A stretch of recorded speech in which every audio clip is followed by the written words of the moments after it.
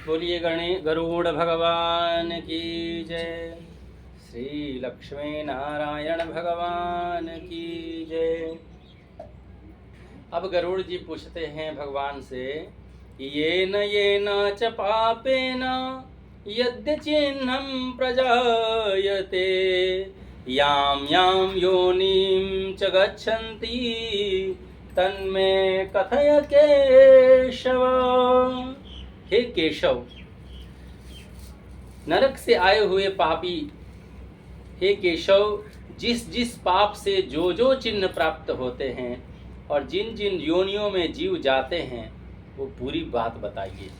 किस पाप से कौन योनि प्राप्त होता है, आइए इस अध्याय में सुनते हैं। भगवान ने कहा कि नरक से आए हुए पापी जिन पापों के द्वारा जिस योनि में जाते हैं और जिस पाप से जो चिन्ह होता है, वह मुझसे सुनो। ब्रह्म हत्यारा क्षय रोगी होता है। ब्राह्मण का हत्या करने वाला क्षय रोगी होता है। गाय की हत्या करने वाला मूर्ख हो जाता है और कुबड़ा हो जाता है। कन्या की हत्या करने वाला कोढ़ी होता है। और ये तीनों पापी चांडाल योनि प्राप्त करते हैं। स्त्री की हत्या करने वाला और गर्भपात कराने वाला पुलिंद भील होकर रोगी होता है। और पर स्त्री गमन करने वाला नपुंसक और गुरु पत्नी के साथ व्यभिचार करने वाला चर्म रोगी होता है। मांस का भोजन करने वाला अंग अत्यंत लाल होता है उसका। मद्य पीने के कारण दांत काले कपीश वर्ण के होते हैं। और लालचवश अभक्ष भक्षण करने वाले ब्राह्मण को महोदर रोग होता है। मतलब लालच के कारण जो खाना नहीं भी खाना चाहिए वो भी खाना जो खा लेते हैं ब्राह्मण, शुद्धता का ध्यान नहीं रखते, वो महोदर रोगी होते हैं। और जो दूसरों को दिए बिना मिष्ठान्न खाता है, उसे गले में गंडमाला रोग होता है। श्राद्ध में अपवित्र अन्न देने वाला श्वेत कुष्ठी हो जाता है। जैसे श्राद्ध में भी लहसुन प्याज हैं तेन लोग बनवा देते हैं, खाता है लोग, खिलाते हैं लोग, तो उसका भी दोष होता है। गर्व से गुरु का अपमान करने वाला मनुष्य मृगी का रोगी हो जाता है। वेद शास्त्र की निंदा करने वाला निश्चित ही पांडु रोगी होता है। और झूठी गवाही देने वाला गूंगा बन जाता है। पंक्ति भेद करने वाला, माने लाइन में सब लोग खड़े हैं, देख रहे हैं कि हमारी चाची हैं, हमारी मौसी हैं, तो कुछ ज़्यादा सामान दे मीठा दे दिए उनको प्रसाद, और दूसरे को कम दे दिए। होता है ना, अपना आदमी दिखता है तो विशेष जोर दे करके आदमी खिलाता भी है। ये नहीं करना चाहिए, सबको समान रूप से वितरण करना चाहिए, चाहे जो भी वितरण करने का आपको मौका मिले। वैसा व्यक्ति काना हो जाता है। विवाह में विघ्न करने वाला व्यक्ति क्या बनता है? विवाह काटने वाला ओष्ठ कटा हुआ रहता है, उसका ओष्ठ रहित हो जाता है। पुस्तक चुराने वाला जन्म से अंधा हो जाता है। गाय और ब्राह्मण को पैर से मारने वाला लूल्हा और लंगड़ा हो जाता है। झूठ बोलने वाला हकला कर बोलता है। झूठी बात सुनने वाला बहरा हो जाता है। विष देने वाला मूर्ख और उन्मत्त पागल तथा आग लगाने वाला खलवाट गंजा हो जाता है।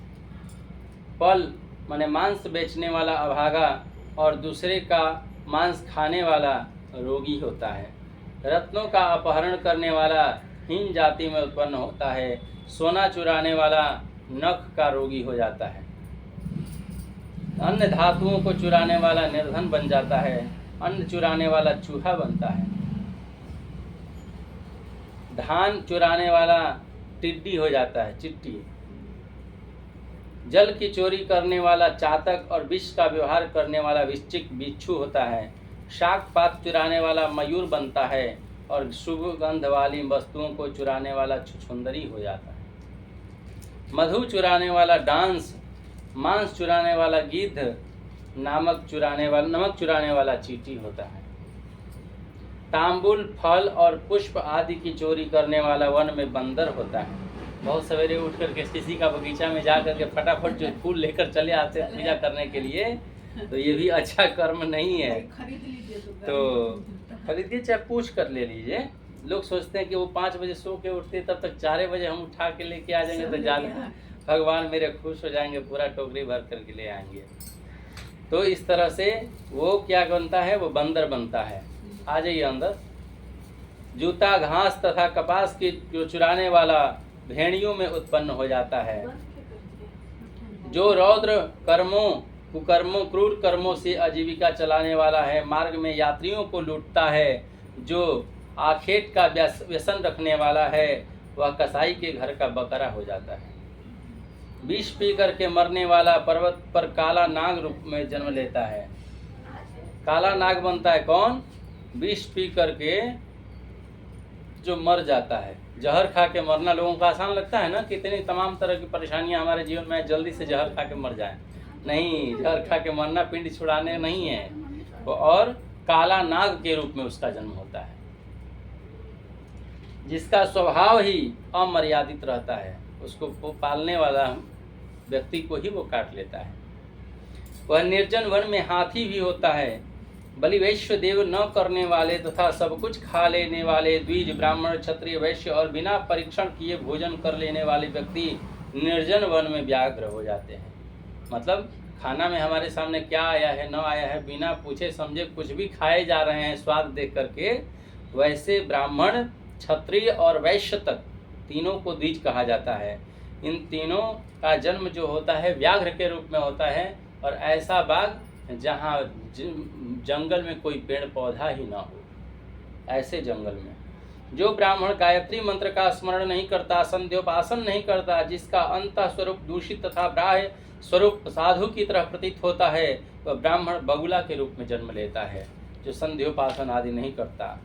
जिनको यज्ञ नहीं करना चाहिए, उनके यहाँ यज्ञ कराने वाला ब्राह्मण गांव का सुअर बन जाता है, और क्षमता से अधिक यज्ञ करने वाला गदहा और बिना आमंत्रण के भोजन करने वाला कौवा बनता है। जो सत्पात्र शिष्य को विद्या नहीं प्रदान करता, वह ब्राह्मण बैल बन जाता है, और गुरु की सेवा न करने वाला शिष्य बैल और गदहा होता है। गुरु के प्रति अपमान के तात्पर्य से हूँ या तुम शब्दों का उच्चारण करने वाला और वाद विवाद में ब्राह्मण को पराजित करने वाला जल विहीन और अरण्य में ब्रह्म राक्षस होता है। प्रतिज्ञा करके द्विज को न दान देने वाला सियार बनता है, और सत्पुरुषों का अनादर करने वाला व्यक्ति अग्निमुख सियार होता है। मित्र से द्रोह करने वाला पर्वत का गीध होता है, और क्रय में धोखा देने वाला उल्लू होता है। उल्लू कौन बनता है?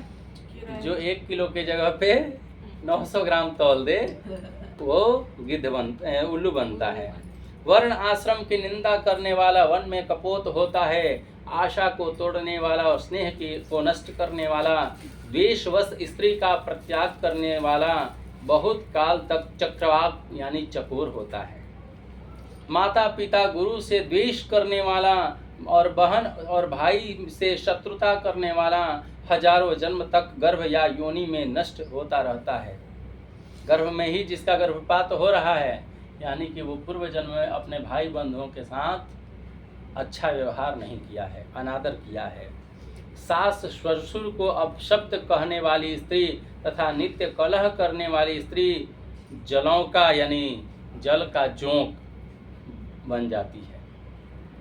पति की भर्त्सना करने वाली नारी जूं बन जाती है, माथे का ढील। इसको पट से 1 मिनट के अंदर आदमी मौत के घाट उतार देता है। अपने पति का परित्याग करके पर पुरुष का सेवन करने वाली स्त्री चमगिदड़ी होती है। छिपकिली अथवा 2 मुंह वाली सर्पिणी होती है। 2 मुंह वाली सर्पिणी होती है। सगोत्र की स्त्री के साथ संबंध बनाकर अपने गोत्र को विनष्ट करने वाला लकड़बग्घा शल्लक होकर ऋक्ष योनि में जन्म लेता है। तापसी के साथ व्यभिचार करने वाला कामी पुरुष मरु प्रदेश में पिशाच बनता है, और अप्राप्त यौवन से संबंध करने वाला वन में अजगर हो जाता है।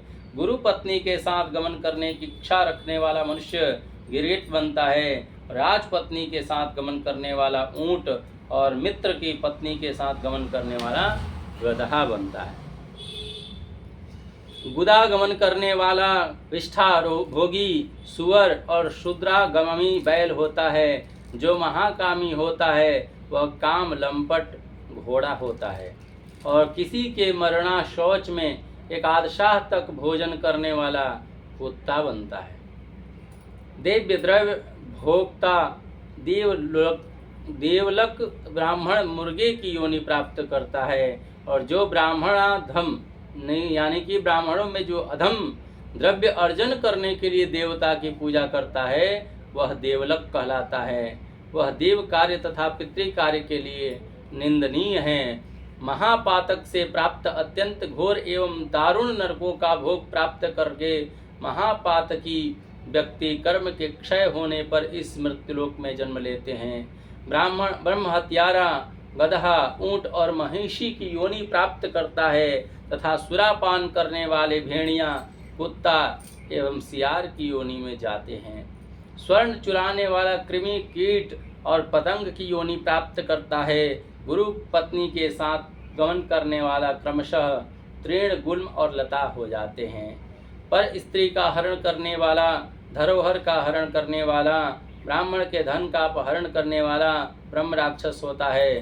ब्राह्मण का धन कपट स्नेह से खाने वाला 7 पीढ़ियों तक अपने कुल का विनाश करता है, और बलात्कार तथा चोरी के द्वारा खाने पर जब तक चंद्रमा और तारों की स्थिति होती है तब तक वह अपने कुल को जलाते रहता है। लोहे और पत्थर के चूर्ण तथा विष को व्यक्ति पचा सकता है, लेकिन तीनों लोकों में ऐसा कौन व्यक्ति है जो ब्राह्मण के धन को पचा सकता है। ब्राह्मण के धन से पोषित की गई सेना तथा वाहन युद्ध काल में बालू से बने सेतु बांध के समान नष्ट भ्रष्ट हो जाते हैं। देव द्रव्य का उपभोग करने से अथवा ब्राह्मस्व का हरण करने से या ब्राह्मण का अतिक्रमण करने से कुल पतित हो जाते हैं। अपने आश्रित वेद शास्त्र परायण ब्राह्मण को छोड़कर अन्य ब्राह्मण को दान देना ब्राह्मण का अतिक्रमण करना कहलाता है। वेद वेदांग के ज्ञान से रहित ब्राह्मण को छोड़ना अतिक्रमण नहीं कहलाता है, क्योंकि जलती हुई आग को छोड़कर भस्म में आहुति नहीं दी जाती। तथा हे तार्क्ष, ब्राह्मण का अतिक्रमण करने वाला व्यक्ति नरकों को भोग कर क्रमशः जन्मांध एवं दरिद्र होता है। वह कभी दाता नहीं बन सकता, अपितु याचक ही रहता है। अपने द्वारा दी हुई अथवा दूसरे द्वारा दी गई पृथ्वी को जो छीन लेता है वह 60,000 वर्षों तक विष्ठा में कीड़ा बन जाता है। जो स्वयं कुछ देकर पुनः स्वयं ले भी लेता है वह पापी 1 कल्प तक नरक में रहता है, और जीविका का अथवा भूमि का दान देकर यत्नपूर्वक उसकी रक्षा करनी चाहिए। जो रक्षा नहीं करता प्रत्युत उसे हर लेता है वह लंगड़ा कूता बन जाता है। ब्राह्मण को आजीविका देने वाला व्यक्ति 1 लाख गोदान फल प्राप्त करता है, और ब्राह्मण की वृद्धि का हरण करने वाला बंदर कुत्ता तथा लंगूर होता है। हे खगेश्वर, प्राणियों को अपने कर्म के अनुसार लोक में पूर्वोक्त योनियां तथा शरीर पर चिन्ह देखने को मिलते हैं। कैसे? जैसे इस प्रकार दुष्कर्म पाप करने वाले जीव नारकीय यातनाओं को भोगकर अवशिष्ट पापों को भोगने के लिए इन पूर्वोक्त योनियों में जाते हैं। इसके बाद हजारों जन्मों तक तिर्यक पशु पक्षी का योनि शरीर प्राप्त करके वे बोझा ढोने आदि कार्यों से दुख प्राप्त करते हैं। फिर पक्षी बन करके वर्षा शीत आतप भस्म घाम से दुखी होते रहते हैं। इसके बाद अंत में जब पुण्य और पाप बराबर हो जाते हैं तब मनुष्य की योनि प्राप्त होती है। न पुण्य रहता है न पाप रहता है, तब मनुष्य योनि मिलता है। जी, स्त्री पुरुष के संबंध से और गर्भ से उत्पन्न होकर क्रमशः गर्भ से लेकर मृत्यु तक के दुख प्राप्त करके पुनः मर जाता है। इस प्रकार सभी प्राणियों का जन्म और विनाश हो जाता है। यह जन्म मरण का चक्र चारों प्रकार की सृष्टि में चलता रहता है।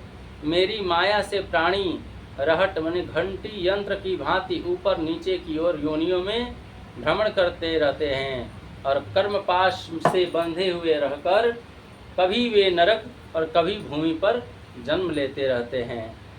इस प्रकार से अवश्यमेव भोक्तव्यम कृतं कर्म शुभाशुभम ना भोक्तम क्षीयते कर्म कल्पकोटि शतैरपि। अपने द्वारा किए गए शुभ और अशुभ कर्मों को भोगने के लिए ही यह मृत्युलोक बनाई गई है। जिस प्रकार दान न देने से प्राणी दरिद्र होता है, दरिद्र हो जाने पर फिर पाप करता है, दरिद्र रहता है तो पाप होते ही रहता है उससे धन के अभाव में, और पाप के प्रभाव से नरक में जाता है और नरक से लौटकर पुनः दरिद्र बनता है, पुनः पापी होता है, और प्राणी के द्वारा किए गए शुभ और अशुभ कर्मों का फल भोग उसे अवश्य ही भोगना पड़ता है, क्योंकि सैकड़ों कल्पों के बीत जाने पर भी बिना भोग के कर्म फल का नाश नहीं होता है। इसलिए कर्म फल मनुष्य को भोगना ही भोगना पड़ता है। इसलिए जीवन में यदि कष्ट आए तो दुखी नहीं बल्कि सुखी होना चाहिए कि चलो भल इसी समय में हमारा कष्ट कर्म फल जितना हो भोग लें, ताकि अगला योनि न मिले। और मनुष्य को हमेशा भगवान स्मरण और कीर्तन में समय बिताना चाहिए, ताकि उनके चरणों में भगवत भक्ति में हमारा जीवन का अधिकांश समय व्यतीत हो।